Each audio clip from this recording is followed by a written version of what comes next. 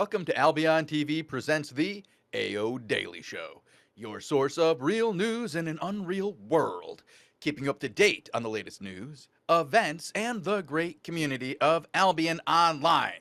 Today is Tuesday, the 8th of March, 2022. I am your host, the Shozen One, and joining me today as co-hosts, both of them, we have Robinhood, RS, and Bogul, who will be handling the knobs. Welcome, Robin, to the show. Why'd you have to put it like that, dude? Handling the knobs, dude. That's his job. Why'd you That's gotta his do it job. like that, dude? Oh my god. He That flips that switch. means He turns knobs. something Presses else in the buttons. UK.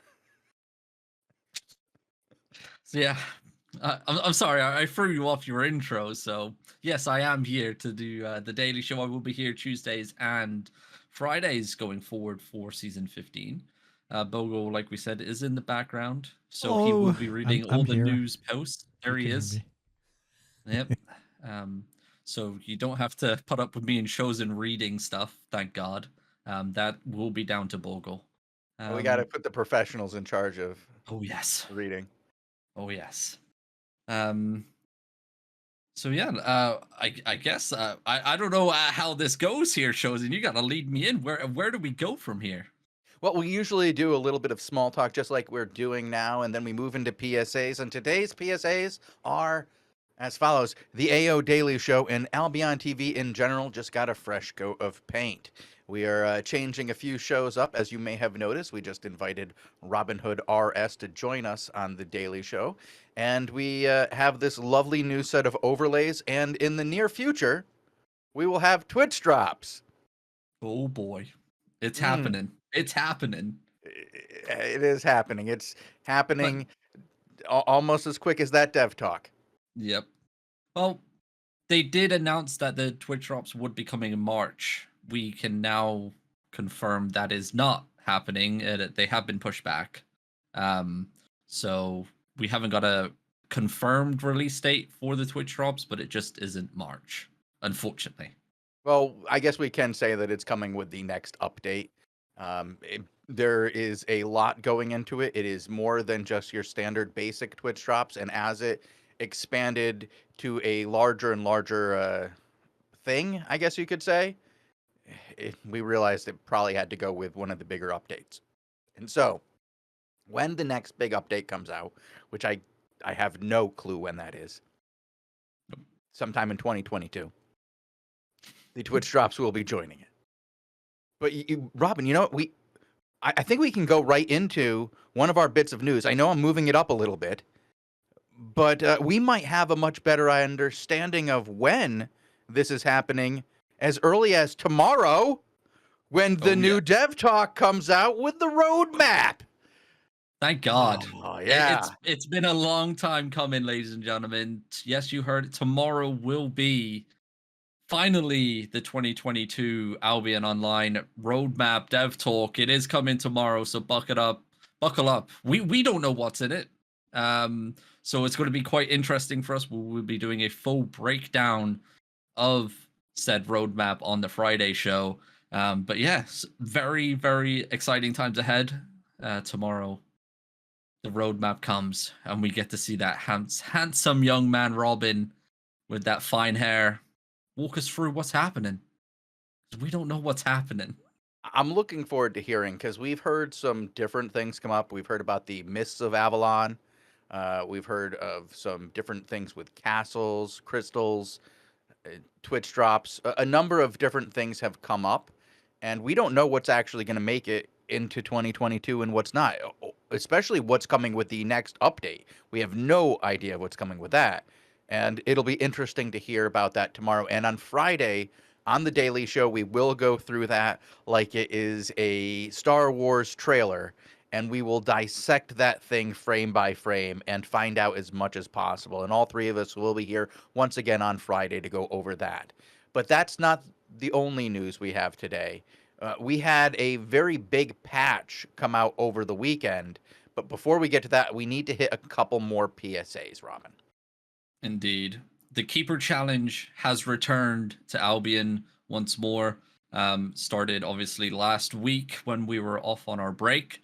But the Grizzly Bear is the reward mount this time round. Obviously, the Avatar ring as well, up for grabs, and various other placeable furniture that you can get through the reward boxes that you unlock each week as well. So make sure you go out there, get your daily rewards in, get those 50k points each day, and get yourself a free grizzly bear at the end of it. That's not Yeah. all, though. No, no. The Jester horse is Still also available. Yeah. is still available. Yep. That's the The best mount skin in the game right now. I'm sorry, hands down. This is where our differences lie, Shozen. I cannot stand looking at that thing. I don't know what it is. It just freaks me out. It's Like it's amazing. the eyes. That's why I love it. It's the eyes. It just looks like it's the kind of mount that would run into a group of players and start looting. Like it is like an Yep. arch mount. Like that mount, like to me, is the embodiment of old arch. Just like goofy numbnuts running around, looking in all direction with their tongue hanging out. Like it's good stuff. I love that mount. I want to go back to another thing really quick. You said the grizzly bear mount. How do you feel about that one as one of the rewards? Are you high on that one? Is that one of your rated mounts? It's probably one of the better ones, especially if you're looking to be transporting quite a bit. I know it's very commonly used as a transport mount, especially in the royal zones. The activation that you get, if someone hits you, you get a speed boost for, I think it's like 8 seconds or so. So it's like a very easy counter to gank groups and stuff like that. So it's a decent reward mount. It's one of the better ones for sure. Excellent. Well, I'm glad to hear that. I have not used much of the grizzly bear mount myself. Hmm. So I think we're down to one last PSA that we have here. Yep. Season Season 15 has 15. started. Oh, oh. you What? you take that one away then. Well, no, it started on Saturday, It right? did. Yeah, like Yep. you were gonna say it starts. I know you were like it's starting soon. No, no, it's already started, Robin. I Season was 15 is here. It's right now. It's I don't want happening. to believe I don't want to believe it. And we're off to quite the start already. Bogle, if you could open up those rankings right away, we can talk about how Rack and Elevate are both going for number 1 right now. Yeah, we We're talked about it a little bit during the war report actually. Actually Elevate gained a 2.1k lead by the looks of it, during 1800 time slot over Rack. It was literally neck and neck during 1800 war report. But yeah, these two will be battling it out, it seems, for the number one spot. Other people have came out of the woodwork and said, they're looking to go for rank number one, but it the first month is like that back and forth push between all the rankings, and when we get past month one going forward, that's kind of when everything falls into place. Like you're going to see that one or two, maybe three, maybe four guilds like just skyrocket ahead in front of everybody else, and then that's the real battle between those groups. Yeah, right now when I look at the rest of the top 10, it's not necessarily the teams that I would expect to be there. Yes, we see the Mighty Frogs and the Lonely Men, but the rest of them are mostly not as well known. They haven't really competed in the top Oh, War uh, Gods? positions. Well, War Gods is well known, I guess you could say, but I wouldn't say they'd competed in the top 10 before, Okay. have they? Um, Um, I'm not sure. What did they rank last season? They could have been up there actually. I think they hit Crystal now in season okay, 14. let's Um, go look at where the War Gods were last season. You're Crystal. yeah, 14, yeah. well, fourth place. Oh, wait, yeah, yeah. So they were Oh up yeah, there. my bad, man. I definitely underestimated War Gods there. My bad, War Gods. We should probably talk to you guys soon. Learn a little bit more about you if you guys are gonna consistently rank up there in the top. Mm. You know when we used to do that end of season wrap up, Robin, where we would look at the top 10 guilds from last season? Yeah, We might need to we, start we doing that again. yeah we really should, considering how many guilds are pushing nowadays. I think season 14 was the most we've ever had in Mhm. terms of guilds hitting above gold. I think it was like in total like 80 plus guilds that hit gold ranking. Um, so I think that's the highest, I want to say. I don't know if Bogul's going to scroll all the way down to see how many it actually was. But there was a lot. Okay, Bogle, not all the way down to the bottom. How far do I need to go? Oh my god. It's Loading? It's loading. All right, I'm doing it. I'm doing loading. it. 78 Alright, guilds there. ranked Okay, gold or better. there you go. That's pretty damn good. There we go. Yeah. We'd have to look through a few seasons to find out if any seasons were better than that. But we should move on. Robin, you had an interesting piece of news that you brought forward to me today. Apparently, the dev team is collecting data on a quality of life suggestion that's a little bit controversial. Do you want to talk about this a little bit, and then Bogle and I can link this in chat to the forum post? Yeah, sure. So the I don't know how to pronounce this. Shaku 57. This is the first time I've seen him post, I think, on the forums with a post like this. Basically, the idea of a town portal is coming up. So if you don't know what a town portal is, in other games you have you can go out into the open world and then you can click a button and then you teleport back to town from that location that you were adventuring out to. So it saves the return trip back. So like the idea here is to try and counter the whole gankers that sit on a portal and don't move from the portal. They sit on a gate and that's it the whole entire day. And they just gank anybody that's coming back. So you go out there as a gatherer, maybe as a newer player.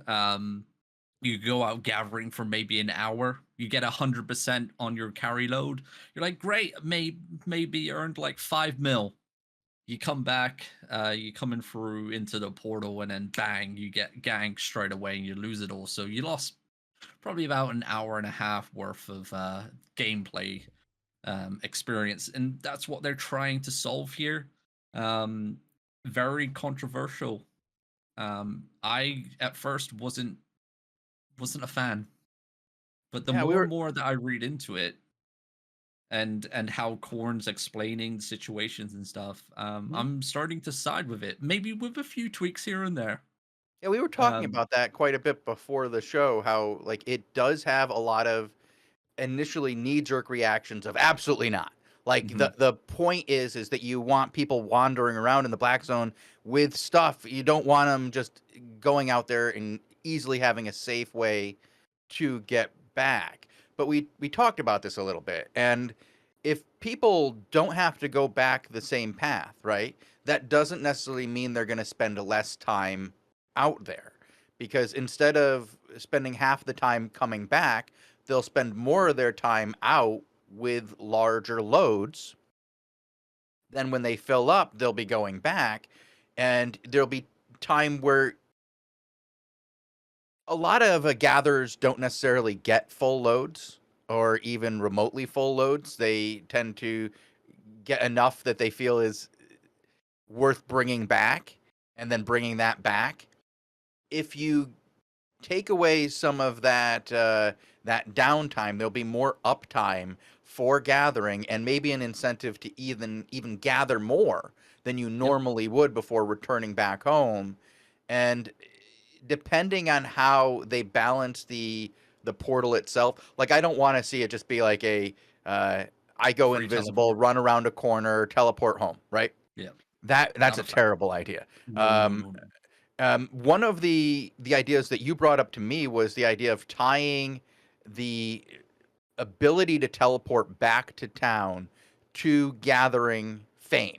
Like so, I think what we kind of like were shooting back and forth was if you gather a certain amount, Yep. depending on how high your total like bag carry weight is, you'd have to fame more fame, like kill more mobs to earn the right to teleport back.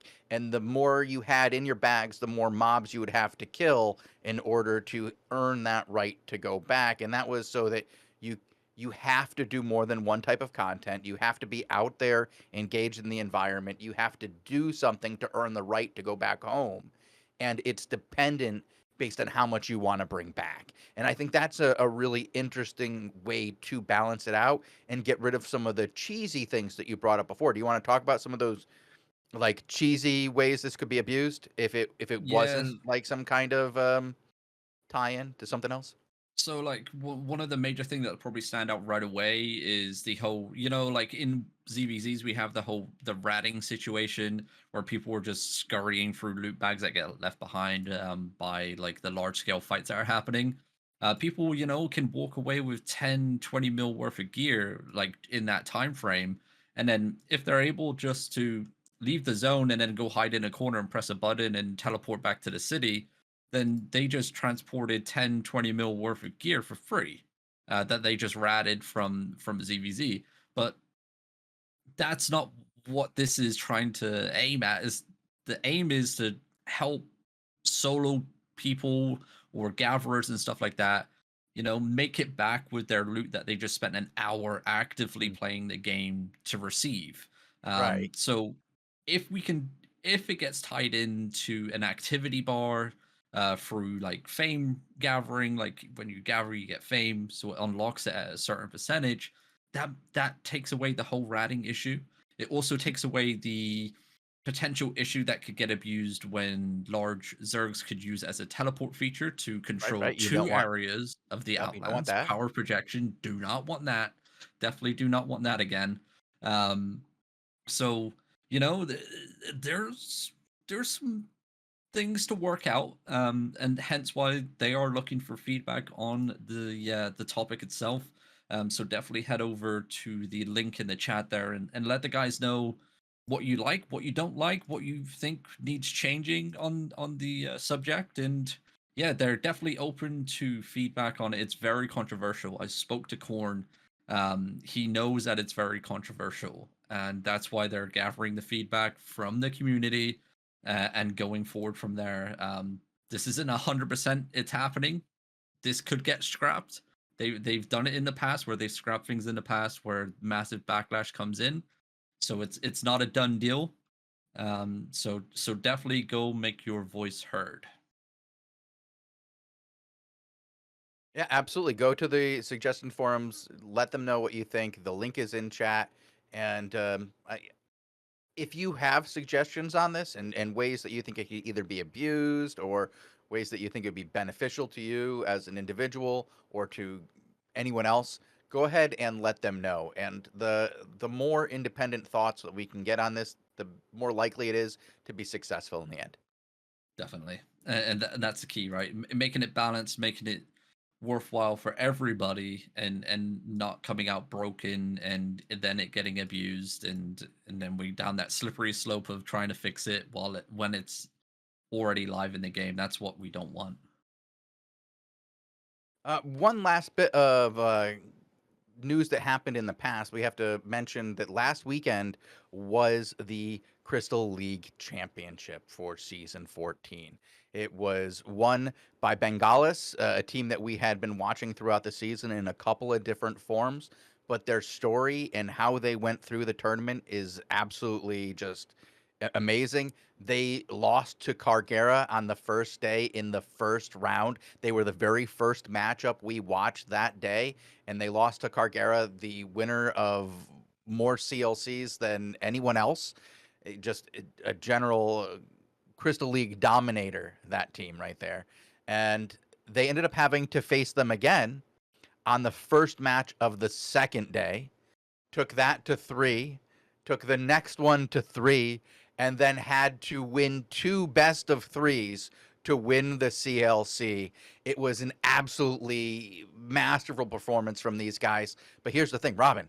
Yep. Do you know when that team came together as a team, as the 5 that competed in the CLC? Wasn't it just before the start of the season? I want to say the start of the season. Do you mean season 15?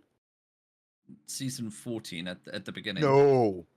When So was it? they got their 5th 0 for I-20. Their last member, their Frost player, the Friday before, actually, I'm sorry, the Saturday before the level 8s and 9s, their No. Frost player said he wasn't going to be able to make it for the 8s and 9s. So they went to the last set of 5, 6, 7 and won them with 0 on their team, and then lost the 8s and 9s. But because the rest of the team had won so many high-level matches, they qualified with Juliet Sagas, and they were able to build a team around that 6-man group. And then, yeah, it took them a couple of days to get the hang of things, but then they finally found their groove, and they found it just in time to defeat the champions after facing them twice. So it was Yeah, a it's very impressive story, and that will be on tomorrow's Daily Show because I interviewed them yesterday, and we'll have that interview ready for you guys tomorrow at 19 UTC. I believe you interviewed all 5 of them. Yeah, I did. Ooh, that's gonna be fun. They did a really good job. They English is not their first language. They're all Portuguese speaking. They're all from Brazil. Speaking Portuguese is a requirement for their team. Eliton does a great job of putting together teams every season, and he's responsible for putting together this team. And it was very interesting how everything came together in the end. So it's a pretty good story. I really appreciate those guys putting the time together to do this with me, and I think you guys will enjoy the interview. It was pretty good. Yeah, definitely. I mean, one last thing on those guys. I had the stats for the whole entire season 14, and that team was they played the most matches. I think that if I remember correctly, it was 375 matches they played throughout the whole of season 14, Mhm. and I believe Eliton said that he was skipping school to partake in the 5v5s throughout the days, and you know, hard work pays off. No one, everybody that I spoke to prior, even there's YouTube comments and stuff to back this up as well on our YouTube channel. Everyone was saying, "Oh, there's no point in watching the CLC. We know who's going to win. It's going to be Carguera for the 5th time or whatever he's on now." But yeah, these guys literally rose out of nowhere, smashed the reigning champions, and then smashed everybody in their wake and took the victory. Probably the best CLC we've had so Oh, far. Like, absolutely. the Yeah, for sure. matches were insane. They were So fantastic.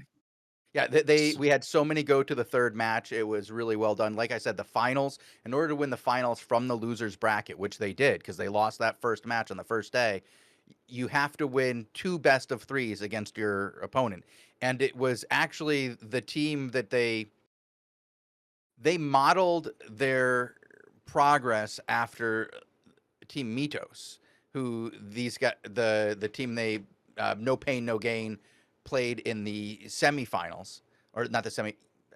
Well, they played Mitos in the semifinals. Bengalis played them in the semifinals, but in the match to determine who was going on to the finals from the winners bracket, they it was between No Pain No Gain and Mitos, and they both used that. So No Pain No Gain had the double flick, the glaive strategy. Remember that, Robin? Like the glaives, and everybody was losing their mind. But then you Yep. had your standard meta that Mitos and the Carguera team were both kind of running together, right? They were both running the same build and really being very successful with it. Um, Bengalis actually watched Mitos and Carguera to learn how they were playing it after they got beat by Carguera. What is it that these two more aggressive teams were doing to be successful against them with the current meta? And they learned from that and then brought that into it. And it's it's just such a good story how this whole thing unfolded for them to be the winners. And again, you guys have to listen to that interview tomorrow. Robin, let's start talking about that. I want to mention the dev talk again tomorrow, really quick, before Yep. we move on to the last big thing of the day, which is Patch 6 is now live, and it has one of my favorite additions to the game since release. But first, that dev talk tomorrow, that roadmap. Is there anything in particular you really want to see on that? Them talking about that and telling you that they're going to improve. What is the one thing, if you could see on there, that would really make you happy? For me, it's probably either a rework of the castles. I've been begging for a rework of the castles for quite some time. Or some sort of like large scale endgame PvE experience that mixes in PvP as well. Like I'm talking like massive raids, not Avid Dungeon style raids, 20-man group. We're talking like guild size raids, like 50-man plus raids. That's what I want to see. Like some proper real endgame PvE experience for the veterans out there. Like I'm not a huge fan of PvE myself, mainly because I don't find it as engaging or fun as PvP. But I really think that's one thing that Albion really lacks is some real hardcore endgame PvE experience. How about yourself? No, I think you make a really good point with that. For me personally, I want to see a rework of the Crystal League. I want them to have a scaling of non-full loot 5v5 PvP that gives you a way to get better before you have to make an absurd investment. Either a way to limit what you have to do for an investment as you get better, or give a large amount of time where you can play for relatively cheap without having to invest so much silver into sets. Because, Rob, we watched that CLC. The amount that these guys have to invest once you get into this is just absurd. And you can't learn like that. It's too hard. But goddamn, I love the Crystal League, and I want to see more people get involved. And anything that does that would make me absolutely thrilled. I'd love to see something to bring that into the forefront. Yeah, Bogul, you there in the back? Yes, sir. Yes, sir. Hello. Do you wanna say your 2 words? Trade contracts. There it is. There you go. All right, back in the cupboard. Hey. Actually, no, we're going to need him next. Yeah, we need him next. All right. Yeah, bring up the patch 6, Bogle. It is time to talk about patch 6. Da-da-da-da. Why? What you guys want to talk about? I mean, March 2nd is 6 days ago. So Yes. in that sense, we kind of missed it here on the show, right? Mm-hmm. Well, we missed it, but there's so much to go through, and I'm going to talk about this. The very first thing, the controller support beta. I popped that in today. I was playing, and Robin, you were listening to me as I was playing like a with my schoolgirl, dude. You're like, I was giddy. I was giddy. It was awesome. It was so much fun. I was terrible because it's going to require me to learn like new muscle memory and stuff like that. And I was definitely in a spot where it's going to be a little bit difficult to play. But I could see this definitely becoming my way to play. It's fun. It's just fun. That's how I would describe it. Might not be more accurate. Might not be better for tight PvP at the highest levels.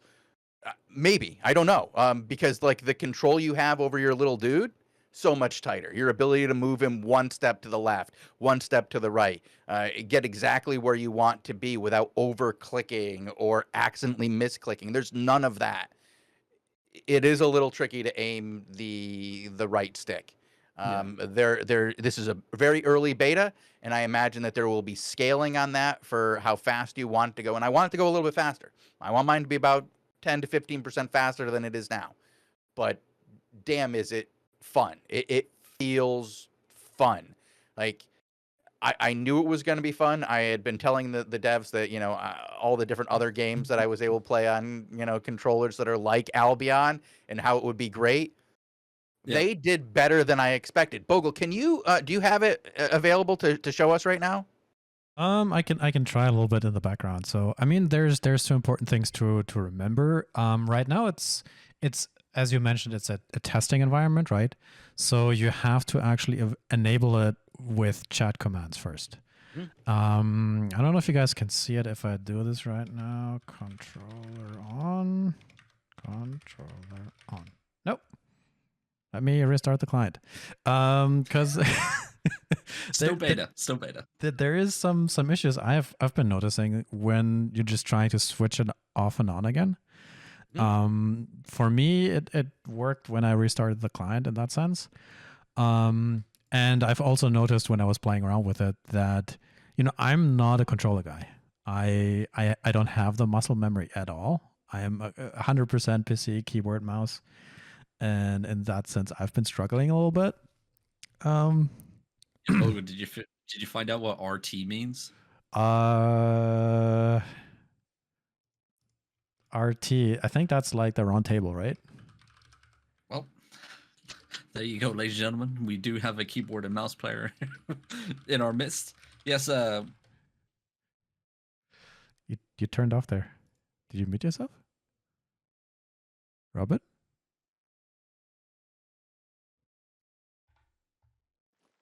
Guys, can you hear it?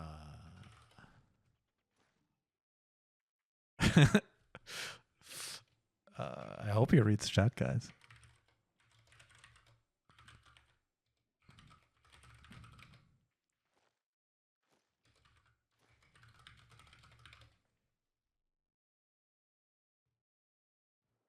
Game, because one of the things that I really we like go. about this is what happens when you bring up the context menu. You can jam down. Can you hear me?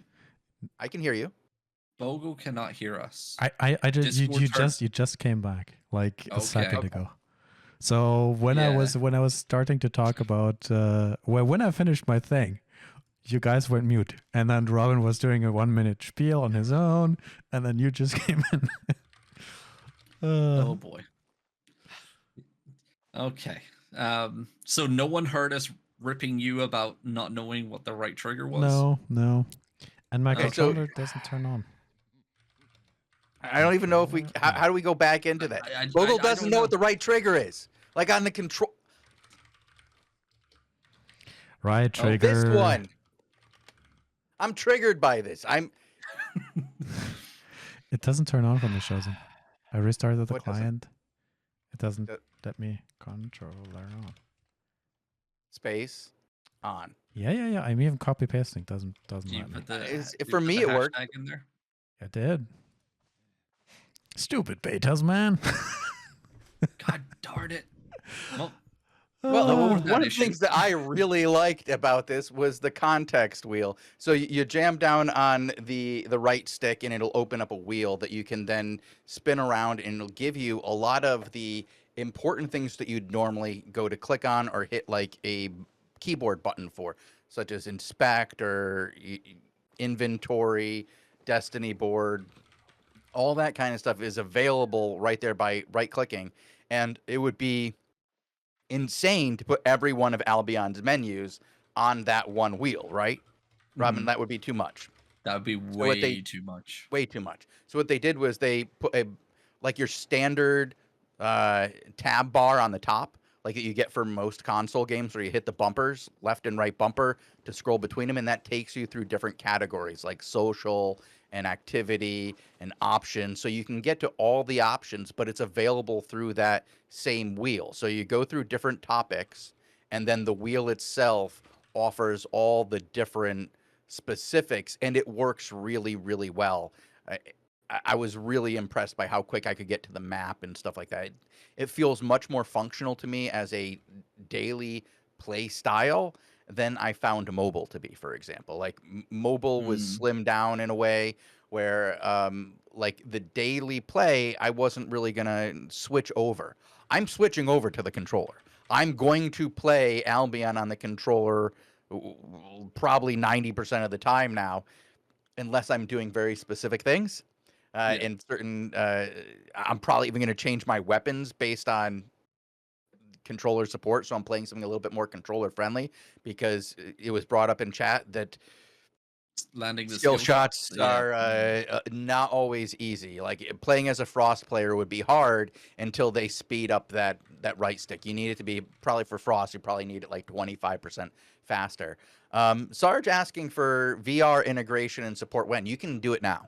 You can play it in big screen mode right now, and you can use it's a mobile emulation. So it plays like the mobile version, but it's like a wall wide, and you can change the aspect ratio to anything you want, which is different than the PC version even. Like you can make it tight and tall, like you have it on your phone. You can have it really wide, like we have it here in game. You can have it be any variation of it in between, and it's really cool. And you can play with your controllers, like your little sticks that point at the screen, and you basically touch the touch controls of the mobile game. It I seems wonder to what be a it's like getting ganked in VR. big. Probably a Do, nauseating, vomit-inducing do you reckon experience. you will like, like how you see like in VR, like you have like them fall over when they're on like a roller coaster or something? Do you reckon it's like that? Like you're just trying to like Well, run no, away because and you're just you're like, not. It's not more immersive, really. Albion in VR is just bigger, and mm, if you have like a wireless headset, it sounds like it can be very relaxing and easy to play, like in bed or something like that, with your controllers. Where normally with standard controls, you have to have it like right in front of you in a cramped style. One of the nice things about VR controls is it doesn't matter where your hands are, it doesn't matter where your arms are. You just point them at the screen and just wander them So it's around. like augmented reality, really, right? Where you Yeah. kind of project a TV screen in front of you, but you're not 3D as the character, like from that. yeah, Right. Yeah, you're not more immersed in it. It didn't like I did it in big screen mode when I was testing it out, but I don't have a relaxed environment to play VR, and I have a tethered VR, and it's a little clunky. So mm, it didn't offer anything more for me personally. I don't need a bigger screen than the one I have. It's already pretty damn big. So it was cool to see it in a theater style, but it wasn't effective in any way. Uh, yeah. with a with the mobile version now on VR and the ability to have like wireless headsets that a lot of people have, like the Go, these things make it possible to play VR, like to do relaxing things like fishing. Like I could fish in VR. I'd do that if I had a wireless Just headset. laying in bed, dude, with your headset on, just Yeah, fishing out. yeah, I could do that. Totally could do that. For Nice. sure. Let's go back to that patch though. There was a lot more added to this patch than just the controller support, which is to me the biggest thing. But might and favor has been increased across the board for this patch for largely what I would consider a lot of the solo activities, Yeah. but all activities pretty much. It feels like the gathering, fishing has been increased 31%. The PvP or PvE, I'm sorry, in the Outlands has been up to 23%. The Crystal Spiders up to 5. The Mage is up to 10. Corrupted Dungeons up 20. Hellgates up 15. More might in favor. It is now easier for you to earn your personal rewards. And for a part of the player base, this is going to be really, really helpful. But for Yeah. another part, people are going to be saying, just give me more rewards because I get way more points than the max. I max out at my 1.5 million. I want to do something else. You still get Your iron chest. your uh yeah, the is it the favor that's for the guild or is it the might for you? Is that I can't remember. Oh, I Uh, always get I, it mixed up. I believe might is for the guild's level, and then favor is for what you to spend. Yeah, so the favor is also increased. So that's actually spendable. Last season, I got I think it was like 300k points. That actually equated to nearly 60 mil. So in the 3-month time span, I just gathered. I did my normal play style, like I worked with militant, got the orbs, got the vortexes, just general activities in the Outlands. Didn't grind for anything in particular in terms of ranking.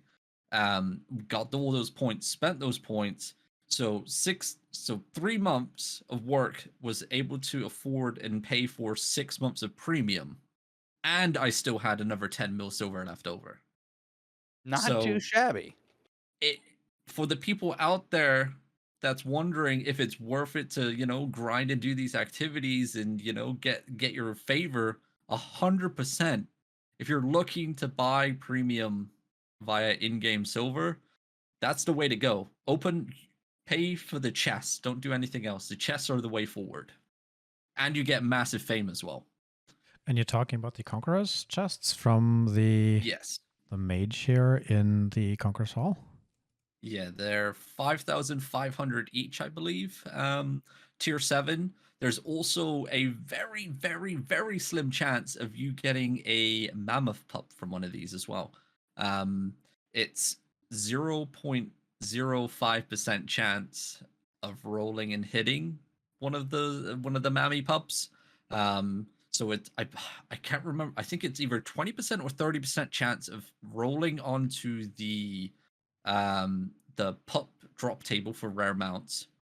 And then from there, you have another really, really small percentage chance that equals 0.05% chance of hitting a mammoth pup. So it's potential you could get 130 mil they are at the moment or something like that. So yeah, there's slim chance. What's the average value? Do you remember? Because you said 60 mil and you had 10 chests. I do not know the average value. Okay. But if yeah, it's good, it's good. Yeah, and then you also get T7 Fame books from it as well, which nice. are 100k per book, and you get quite a few of them. So it's worth it. I'm telling you guys. No, you're not the only person I've heard say that they are absolutely worth it to invest heavily into completing those goals out there in the Outlands and in the roads now and in Hellgates and in the corrupted dungeons now to get that might and favor, to really push yourself to achieve some guild-oriented personal goals, which is something I really like, is that you're being rewarded personally for what you're able to achieve for your goal, your guild now. No longer is it just a sit there, collect that free battle mount just for being in the guild for 75 days, which I may or may not have done a few times. Multiple times. Just to hit Ocean in chat there, I think that's how I pronounce your name. The weekly chest, so the T8 one, is actually a higher percent chance rate of getting a mammoth pup. I believe it's 0.010%. So compared to the T7, it's 0.05%. So it's an increased chance for the T8 weekly chest to get a mammoth pup. But low is still very low. But Yeah, very, it's very low. incredibly low. It's very, very low. Next thing that we can talk about is the Crystal League changes. There's quite a few of them, but the biggest change is the change to the map, which we will get to see today. Right after this show, Tazik will be joining us. We'll be watching some matches with him, and we will get to see the return of Resource 2, which is the triangular-shaped map where there are two towers right next to the tents and a third tower that's in between them and above, like up to the north. So it's going to be very interesting to see what new metas come out of this. I've heard some mixed reviews from some of the 5v5 players. One, they're very glad to have a new map. Yeah. They say it's achieving what they thought it would do, in that it's much harder to get a 3 cap. But it's also much harder to get kills. What seems to be happening is that people are fighting between the third cap and their tent when they start to lose, and they're able to consistently interrupt the capping of the third cap, but it's very, very hard to land a killing blow because the tent is right there for them to retreat back to, and you're seeing almost a cycling of interruption on tents, preventing that 3 cap, which is making for some very, very long, very low kill fights, and that's not necessarily what players want. So hopefully a new meta will develop over the next few months, because it seems a little tentative right now. Yeah, obviously new map layout for most of the 5v5 players, I would say like they've never played on this map before. Obviously the veterans have a little bit of an experience on the layout itself. Meta's changed considerably from back then anyway, so it's going to take a while for these guys to find the meta, find what works, what doesn't work within this map. And it's like you said, give it some time, see how it plays out. And I'm pretty sure if it doesn't work out, Retro and the team at the office are definitely more than willing to find some changes here and there to try and make it work, because brand new map is great. It's been requested for a long time from the 5v5 scene. Just glad to see it come in. And also, the rewards have been boosted, Shozen, for the 5v5 and 20 versus 20s as well. Yeah, they have significantly, Robin. Mm-hmm. Significant boost to rewards. 3 times almost more rewards in some cases early on when it comes to silver and fame. It does taper off as you get to the higher levels, but it's still a significant boost to silver and fame across the board there. It's really good to see.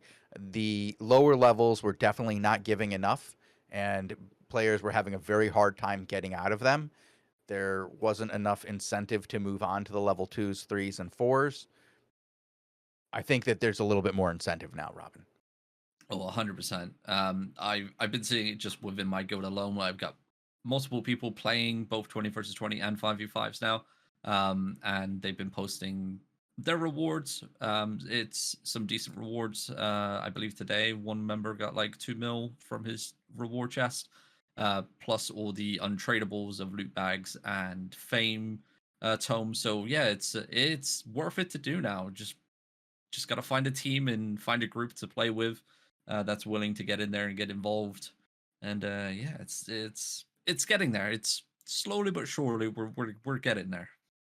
Speaking of getting there, we're going to have to go through the next couple of sections pretty quick. So, Bogul, could you do me a favor and just read off the randomized dungeon changes? We won't get into the specifics with the mobs, but just to explain a little bit about what's going on here.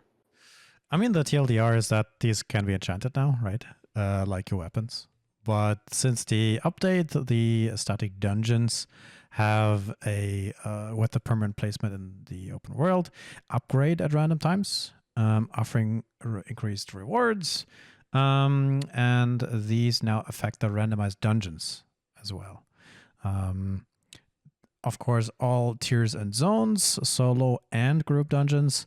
And you can see that, when you go to them, you can kind of see what it looks like. So I mean, it's a lot of text. I don't want to read everything because then we won't finish. But these are upgradable. There's cool stuff in there now, and that's a TLDR. Just like the open world mobs and the static dungeons, the random dungeons now have a chance to upgrade as well. So it just makes everything a little bit more balanced overall, bringing them on par with the dungeons that already exist. A big one that is here, and this is real simple: automatic silver pickup. It automatically picks up your silver.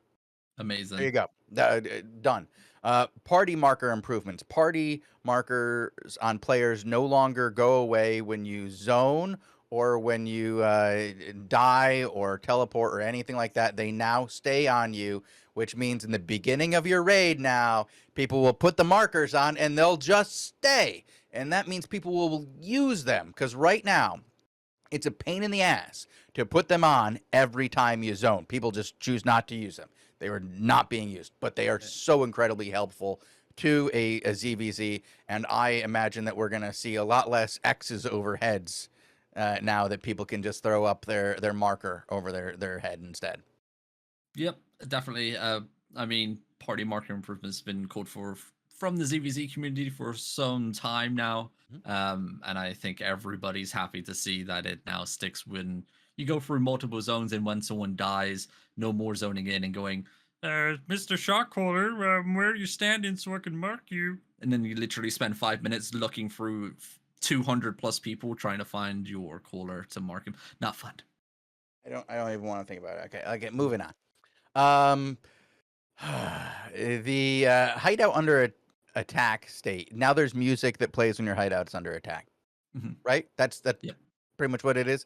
Looting dismount changes. The anti-rat mechanics have been put in place. If you want to loot, you have to demount. If you demount, you can't loot if they were hostile and you weren't. If you have that hostile flag above you when you demount and you can't use your skills, you can't loot until it goes away. So this is going to make the ratting much more difficult. It has not made it go away, Robin. We've seen it. We've seen the rats. But that we didn't want it to go away. We wanted the pest lizard rats to go away. Ratting has always been a thing of Albion. It's just a lot more difficult, a lot more risk versus reward factor to it now. We've been killing rats during our ZVZs throughout since this change came in, so it's definitely added a lot more risk to rats. But the playstyle of ratting a ZVZ is still there to be used. It's just you have to use a lot more of your brain to do so now. What's now a brainless activity, free risk. Okay, okay. Exactly. I like to see it. All right. Well, there are a couple of other changes in here listed under the additional improvements. I'm gonna hit on two of them. The added option to create loadouts when inspecting or off of the kill death screen. This is huge. This is absolutely huge. This means that when you are playing a corrupted dungeon or you get killed by some player in the world, you can go to that screen where you died and you can make a loadout and bring that same gear out yourself, or learn what they were doing by just pulling up the loadout, because it's a little bit more effective, I feel, than the kill death screen in general. Yep. Is the loadouts and actually understanding what was used and how it was built and why it was effective against you. It's another tool in the game to help you be more effective after a loss, and the more of these kinds of additions to the game, the better. I just am very much in favor of them. Yeah, I Another believe it minor, also keeps your the skills that the person used as well. yes, So yeah, it's it builds amazing. it all into the thing. It makes it so you can really see what's going on when you lose or when you win. To be quite Yep. honest, I mean, you don't have to die to see this. You can just inspect somebody to get that loadout. So you can inspect somebody you see over in Carlion, for example, and they're hanging out at the Champions Hall, and you want to know exactly what they're doing, but they move away too quick. Boom, make yourself a loadout real quick after inspecting. You don't have to worry if they're going into a crystal or not. You have that loadout available to you forever. Um, Another minor but important change to a very fishers. Fishers care about this one. The rare fish no longer spawn in one point. They will appear around the world where rare fish spawn. So now you don't necessarily have to go to the starting location to get sharks. So, the rare fish will spawn in other locations now. And I think Does that really for apply a to segment of sharks as well?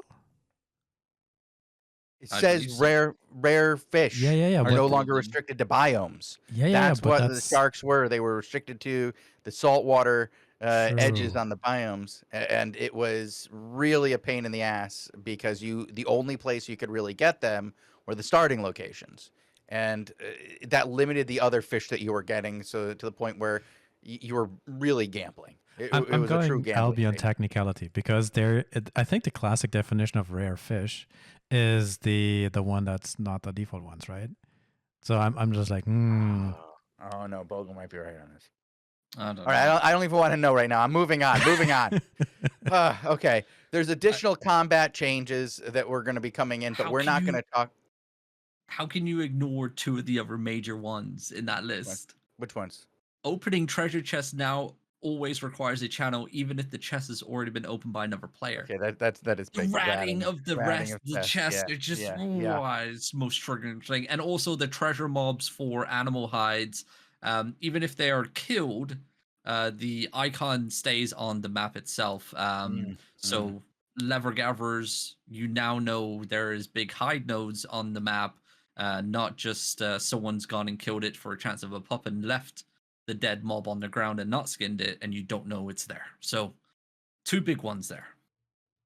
No, absolutely. Those are big changes. I just want to get through this because we don't have time to go through all these combat changes. We only have about 7 minutes left, and we have a lot of fan art, and there was a lot of good Reddit too this week. We might have to push the Reddit off till Friday. Mm-hmm. And Friday's already packed, but we need to get to this fan art. Bogle, are you ready for some artwork? Because this one, the very first one, is from Ninja Kim. He heard your complaints about the boar from last week or 2 weeks ago now. He understood you were upset with his derpy eyes, and the original is there and the new one. I mean, look at this. Look at the eye from the boar. The scenery is great, right? The shadows, the colors, the change, it's beautiful, right?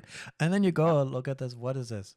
And then this improvement. I like it. I take it. I love that the man listens to the show, and compare this.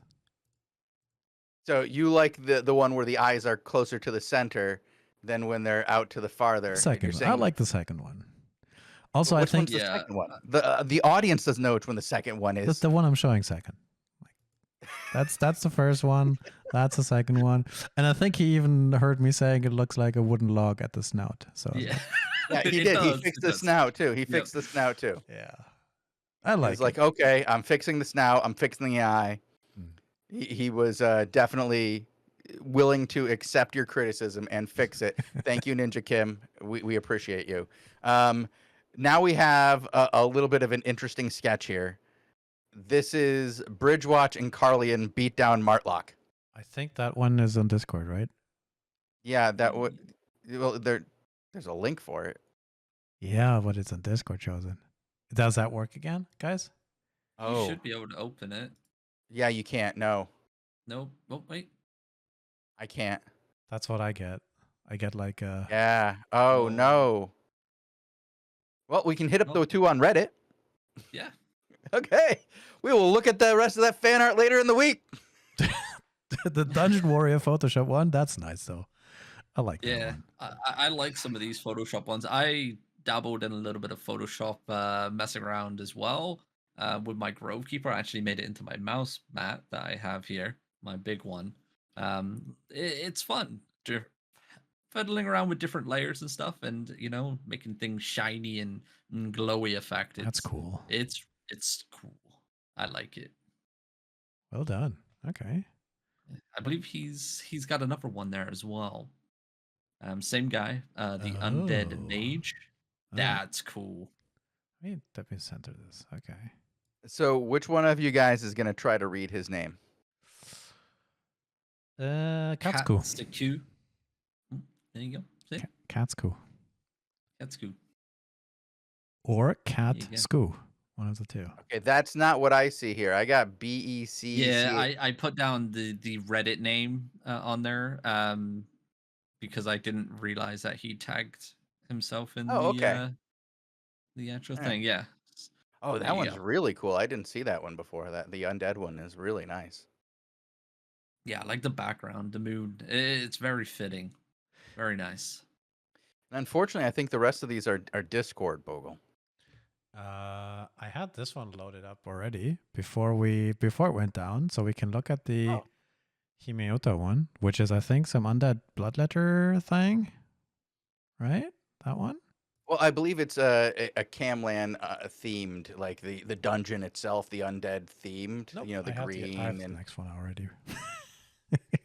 look at the stream on your end. This that's nice. I like this one. That one works for me. Bloodletter, Crypt Candle. Yeah. And then the other one, that's the arcane with a demon armor. But that I like that is- very one. nice. Yeah. That's dope. Yeah. It's got like Dragon Ball Z vibe to it with the facial expressions. A little bit. Yeah, I can see that. Yep. That I this like is it. from Decius actually, and it's Kai, I believe, is the character. Very nice. Very nice indeed. Well, but I think that has to be all for the art today because look at the time, guys. Yeah, I see the Yeah. time. So we have one thing left to do. I have to pull one more set of raffles for today. We sent out the first ones earlier. Here are the last two. We will give out one more set of raffles during the next show. Tazik is already here and ready, and we will be moving to the next show in just a few moments. So thank you guys for watching. We have to turn off and come right back with a new show. So thank you, Robin, for joining us for today's Daily Show. I look forward to having you on again on Friday. Indeed. Thank you very much for having me.